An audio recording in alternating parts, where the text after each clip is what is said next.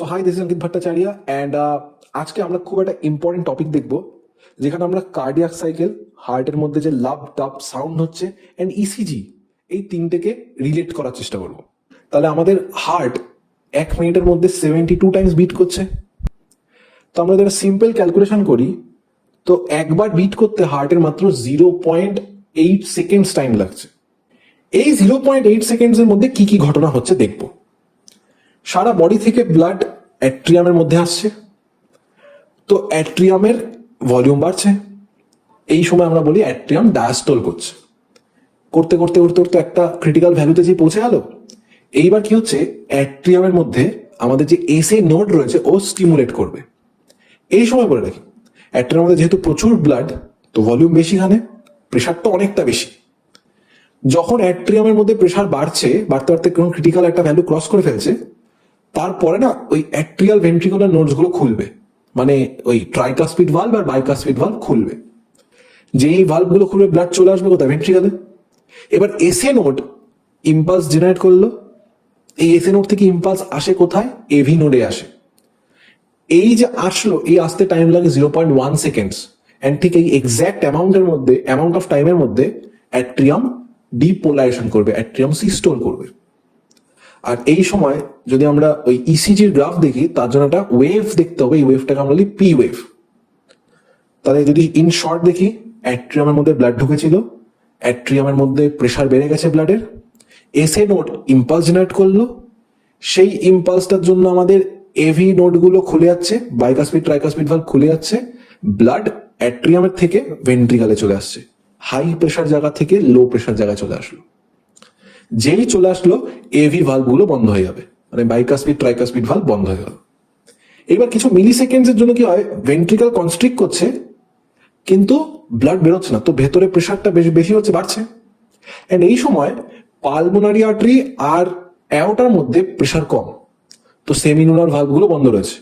এবার এই যখন ভেন্ট্রিকালের মধ্যে আস্তে আস্তে প্রেশার বাড়ছে, তখন এই সেমিনুলার ভালভগুলো খুলবে, আর ভেন্ট্রিকাল থেকে ব্লাডটা ওই পালমোনারি আর্টারি আর অ্যাওর্টার মধ্যে চলে যাবে। এবার এসএ নোড তো ইম্পালস জেনারেট করেছিল, এসএ নোড থেকে ইম্পালস কোথায় গেল, ও আসলো এভি নোডের কাছে। এভি নোড থেকে ইম্পালসটা ফ্লো করে আসবে পুরো ভেন্ট্রিকালের মাসেলের মধ্যে। এই টাইমটার জন্য টাইম লাগে 0.3 সেকেন্ডস। তাই জন্য আমরা দেখবো ভেন্ট্রিকাল এর মধ্যে যে ব্লাড আসছে, ভেন্ট্রিকালে কনস্ট্রিক্ট করতে 0.3 সেকেন্ডস টাইম লাগছে।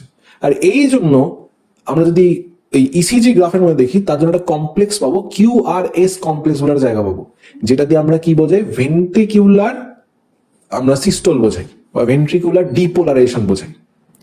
তো ভেন্ট্রিকাল কনস্ট্রিক্ট করলো, ভেন্ট্রিকালের থ্রুতে ব্লাড বেরিয়ে গেল। এবার ভেন্ট্রিকাল কি করবে, ভেন্ট্রিকাল আস্তে আস্তে আস্তে আস্তে আবার আগের জায়গায় আসবে। এর জন্য আবার আমরা একটা গ্রাফ দেখতে পাই ইসিজির মধ্যে, যেটাকে আমরা বলি টি ওয়েভ। আর এই টি ওয়েভের জন্য আমরা কতক্ষণ টাইম লাগে, 0.5 সেকেন্ডস টাইম লাগছে। তাহলে ভেন্ট্রিকাল কনস্ট্রিক্ট করতে 0.3 সেকেন্ডস, ভেন্ট্রিকাল আবার আগের জায়গায় ফিরে আসতে, ভেন্ট্রিকালের রিপোলারাইজেশন হতে টাইম লাগছে 0.5 সেকেন্ডস। আচ্ছা স্যার, তাহলে হচ্ছে কি অ্যাট্রিয়ামের রিপোলারাইজেশনতে কতক্ষণ টাইম লাগে, অ্যাট্রিয়ামের রিপোলারাইজেশনতে টাইম লাগে 0.7 সেকেন্ডস। অ্যান্ড মজার কথা হচ্ছে কি, এই অ্যাট্রিয়াম যে রিপোলারাইজেশন হচ্ছে, এর জন্য ইসিজিতে আমরা কোনো রকম কোনো ফ্ল্যাকচুয়েশনস পাই না। বিকজ যখন অ্যাট্রিয়াম রিপোলারাইজেশন করছে, ভেন্ট্রিকালের দুটো ফেনোমেনন চলছে, ভেন্ট্রিকাল কনস্ট্রিক্ট করছে, ভেন্ট্রিকাল রিল্যাক্স করছে। তো তাই জন্য এই ইলেকট্রিক্যাল চেঞ্জেস গুলো অ্যাট্রিয়ামের ইলেকট্রিক্যাল চেঞ্জেসটাকে ওভারশ্যাডো করে দেয়। তো তাই জন্য ইসিজির মধ্যে ধরা পড়ে। এবার যে সাউন্ডের ব্যাপারটা, সেটা হচ্ছে গিয়ে, যখন এভি ভালভগুলো বন্ধ হয়, তখন আমরা ফার্স্ট সাউন্ডটা পাই, লাভ সাউন্ডটা পাই। তো কখন বন্ধ হয়, যখন অ্যাট্রিয়ালের মধ্যে ব্লাড প্রেশার কমে যাচ্ছে তখন।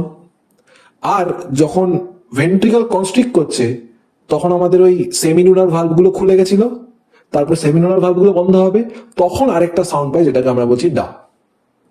তাহলে যদি প্রত্যেকটা টপিক আলাদা করে দেখি, আমাদের যে কার্ডিয়াক সাইকেল রয়েছে, তার জন্য 0.8 সেকেন্ড টাইম লাগে, অ্যাট্রিয়ামে কনস্ট্রিক্ট করতে টাইম লাগছে 0.1 সেকেন্ড, আবার ফুলে আগের জায়গায় আসতে টাইম লাগছে 0.7 সেকেন্ডস।